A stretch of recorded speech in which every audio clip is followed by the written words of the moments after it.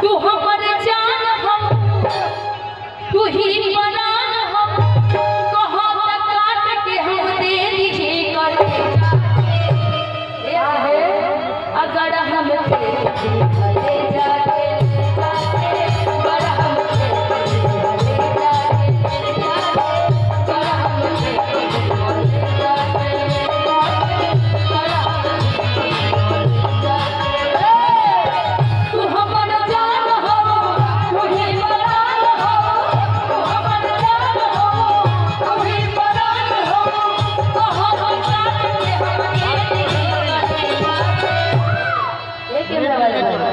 आप ही बोला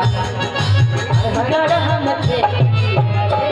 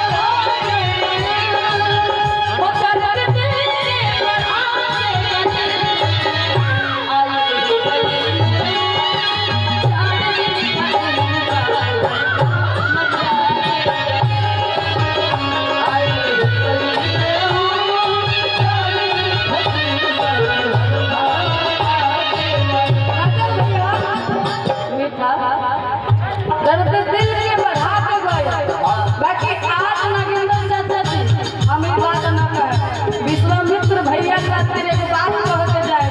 जब ये अपना बेटा के शादी करे हैं इनकर मन में बात कर रही कुछ का सुन लिया के क्या ही बात के मकान चाहिए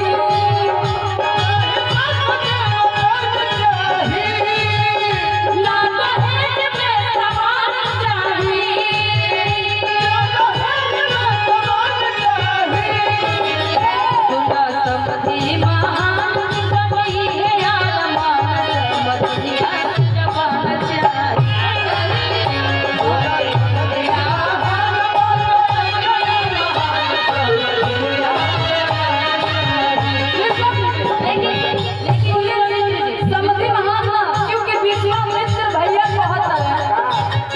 सुनिया बुआ